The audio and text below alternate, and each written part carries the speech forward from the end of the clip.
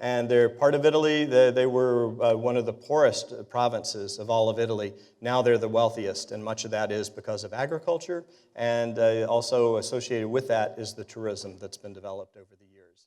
So just to give you a little more context. So when you're looking here, what you're actually seeing is the early stages of the apple harvest and what was beginning to happen there. And the South Tyroleans were incredibly smart, and they pulled together these farmer cooperatives. And this was starting back in the late 1800s, early 1900s. And interestingly enough, these cooperatives became so successful that they also became very powerful political forces, which is also part of the story and the way in which they contribute here. But I think it's important to see that, even at this point, they were already producing apples. This is back in the 1930s, already producing apples for the local market, and then also beginning to build a reputation that was going to grow in terms of apple production in the area. And this also, if I were working in the vineyard there at Brunenburg Castle and I were to throw a stone downhill, I would almost have hit these folks right down below. This is in the 1930s. This is utilizing pesticides at that point in time. And we typically tend to think of pesticides as a modern phenomenon. Part of the way the story gets told very often is that they really amplified after World War II. And that is, in fact, the case. They did amplify because we were able to use so many of the different chemicals that were utilized in World War II, defoliants being one, various insecticides. But they actually go further back. And it's kind of an interesting thing when you look at fruit production and vineyards in particular, because what happened was in Europe, they were very taken in the late 1700s, early 1800s, very taken by the different kinds of grapes that they found in the United States and the different taste and the wines that they made. And Thomas Jefferson and others were very prominent in this whole move. So they actually took some of the vines from the United States. They took them to Europe, and unknowingly, when they did that, they also took two fungal diseases and then also a louse, the rabe louse, as it's called in German, or the vine lice, phylloxera is the Latin name for that. So they took those three things with them. And it took a long time. It didn't take long for those two fungal diseases to spread, and it didn't take long for the vine lice to spread, but it took a long time to figure out what was going on. So finally, the Europeans started to realize that their vineyards were dying, and they were getting hammered, and they couldn't figure out what it was. Eventually, they figured out that there were the phylloxera, the vine lice that were in the soil, that were underneath, that were killing them, and they started to figure out the two primary diseases that the vines were having, the fungal diseases, and as a result, they started with what you might even these days hear referred to as the Bordeaux Mixture, which is basically copper and sulfur.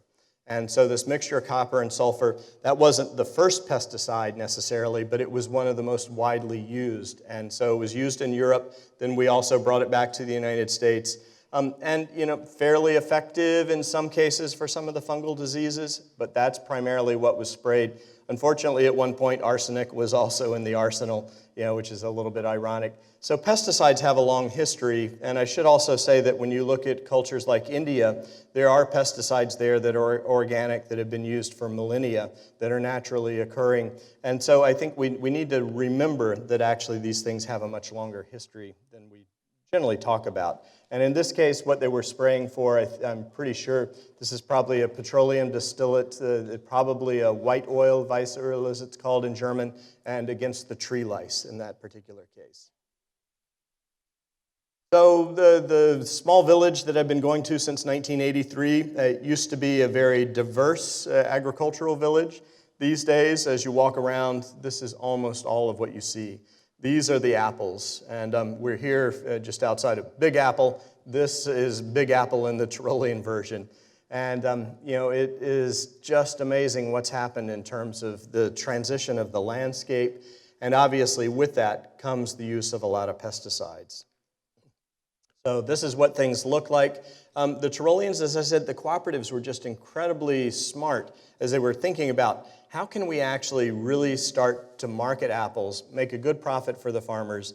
And so one of the things that they discovered was in 1973, the Dutch were doing a really fantastic job with here what they call the Slender tree trellis system. So that is, and you'll see this more and more in the United States, this is something that you start to see quite a bit actually in upper New York State, starting to see it in Vermont, some certainly seeing it in Washington State. And the idea here is that you try to grow the tree, you use a dwarf or a semi-dwarf rootstock, so you actually keep it so it's not going to be too high. When you're able to do this, instead of having the full size or the standard trees, it's actually of some benefit because you can do everything easier. You can certainly do the pruning easier. It's easier to do the irrigation, as you can see here, that's set up. It's easier to do the spraying. In theory, at least what's touted is you use fewer pesticides because you're not having to spray into this really deep vegetation in order to try to penetrate to the middle of the tree. So there are some advantages to it, and certainly the harvest itself becomes somewhat easier. Part and parcel of that these days is also putting what you see here on top. These are the hail nets. And the hail nets are actually, they literally are an insurance, but they also mean that the farmers don't necessarily have to buy crop insurance. Instead, they invest in these hail nets. So the hail nets protect against, very volatile, climate that you have there, especially with climate change right now in the Alps. But they also protect against some of the birds that are coming in. They also obviously trap some of the birds. And then also they protect against sun scald, which is something that's very important here. So this is what it starts to look like. And this is sort of the corn and soy equivalent, if you will, of the South Tyrol. This is what happens when Big Apple rolls in, and this is what it starts to look like.